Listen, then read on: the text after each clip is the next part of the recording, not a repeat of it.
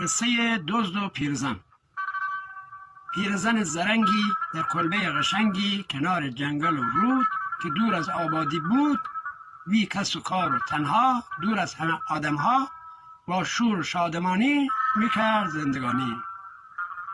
مزرعه و باغچه داشت، یک دار غالیچه داشت، مرغ و خروس و غاز داشت، گربه ملوس و ناز داشت، هم گاو و گوساله داشت، هم 2 تا بزغاله داشت.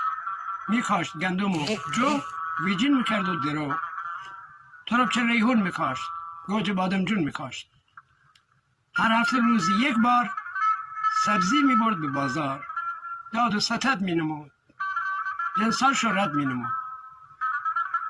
یک روز که توی بازار میشمرد پول بسیار، دست توی جیبش میبرد ای پولاشو میشمرد، یک دل دزد پلید نقشه شومی کشید. در نخ مایش رفت، سایه به سایش رفت. وقتی که شد خبردار، گذشته بود کار از کار. دزد کنار پرچین دید که نموده کمین، به روی خود نیاورد، زمیرچش در آورد، پول گذاشت تو بخچه، انداخت توی صندوقچه، رفت و کناری نشست، گرفت دوک را به دست. گرفته بود بهانه، بلند میخوان ترانه.